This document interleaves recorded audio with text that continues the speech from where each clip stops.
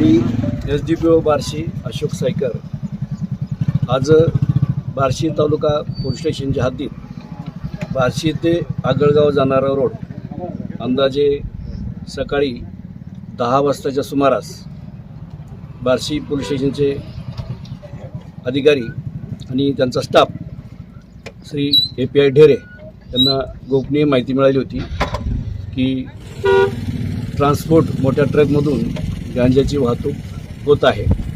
त्याप्रमाणे त्यांनी पळत ठेवून गाडीचा पाठलाग केला आणि पाठलाग करत असताना गाडी पोलीस स्टेशनच्या हद्दीतच एका ठिकाणी थांबली। त्या ठिकाणी दुसरी एक ट्रान्सपोर्टची दुसरा आयशर टेम्पो त्या ठिकाणी आला आणि त्या ट्रान्सपोर्टच्या ट्रकमधून एका गाडीतून दुसऱ्या गाडीमध्ये माल अनलोडिंगचा काम त्यांनी सुरू केलं। ते झाल्यानंतर पोलीस स्टाफ तात्काळ त्या ठिकाणी गेला।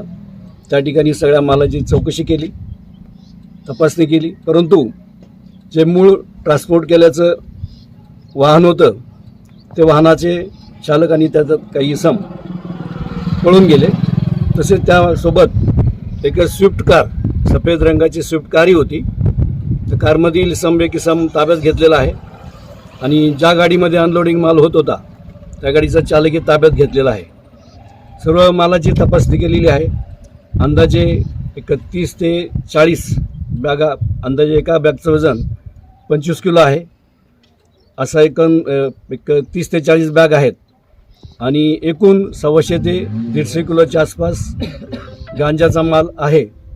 पुढील कारवाई बार्शी पोलीस स्टेशन आणि सर्व विभागातील अधिकारी स्टाफ सर्व कारवाई करत आहे।